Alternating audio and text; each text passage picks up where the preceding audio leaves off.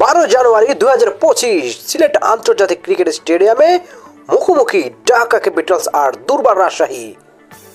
ঢাকা ক্যাপিটালসের অবস্থা খুব একটা ভালো ছিল না। পয়েন্ট টেবিলের একেবারে তলানিতে থাকা দলটি ছিল জয়ের জন্য মরিয়া, আর সেই হতাশা থেকেই যেন আগুন জ্বালালো ব্যাটে লিটন দাস আর Tanzid Tamim. Bangladesh cricket board BCB এই দিনেই ঘোষণা করেছিল চ্যাম্পিয়ন ট্রফির জন্য 15 সদস্যের দল, কিন্তু সেই দলের জায়গা হয়নি লিটন দাসের।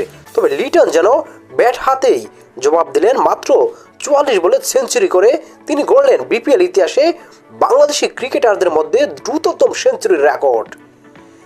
শেষ পর্যন্ত 55 বলে 125 রানে অপরাজিত থাকেন এই ডানহাতি ব্যাটার। অপর প্রান্তে লিটনের সঙ্গ ছিলেন তানজিদ হাসান তামিম। বাঁহাতি ব্যাটার দেখিয়েছেন দারুণ পারফরম্যান্স। 62 বলে সেঞ্চুরি তুলে নেওয়া তানজিদ শেষ পর্যন্ত 108 রান করেন। লিটন আর তানজিদের এই অবিশ্বাস্য পারফরম্যান্সে ঢাকা ক্যাপিটালস এর সংগ্রহ দাঁড়ায় 254। লিটন আর তানজিদ শুধু দলকে বড় সংগ্রহ এনে দেয়নি, তারা গড়েছেন বিপিএল ইতিহাসে যে কোনো উইকেটের জন্য সর্বোচ্চ রানের জুটি। তাদের জুটি ছিল 250 রানের, যা 2017 সালের গেল ম্যাককুলামের 201 রানের রেকর্ডকে ছাড়িয়ে গেছে।